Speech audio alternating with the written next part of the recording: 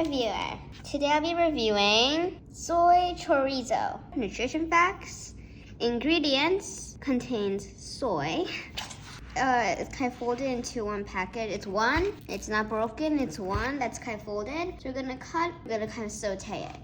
So just for vegan people who only eat vegetables and no meat at all, this will be a perfect type of, I can't really say it's a meat, but kind of sausage, I guess. So here's the long chorizo. There you go, I made a bridge from the plate. Yeah, so this is what it looks like. Rather than sausage, it actually turned out to be a mush. So this is actually the finished one. So let me hold it up to you guys so you guys can see what it looks like.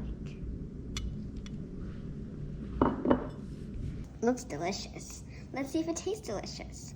So when you first saw it, it looked like a sausage. But now, after you cooked it, now it actually turned out to be like some meat, like ones you get at Chipotle. Let's taste it.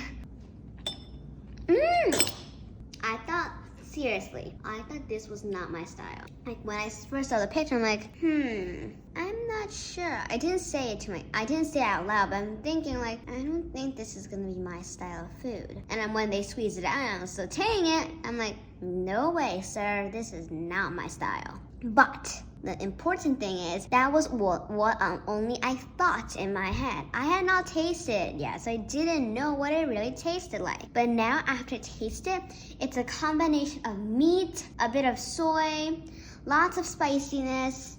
We also forgot an important thing. I said it tasted like meat. It's not meat. But look, the label says soy, which means all of this, even the parts that look like meat. See, there are beans of soy in here, which means all of this meat-looking stuff is not meat. I like these things. I can eat this with rice and great. Rice mixed with this, I think will be a nice meal for lunch. Try it. I just gave you a recipe freely. Try it. Tell me what you like in the comments below, and I'll see you guys soon. Bye!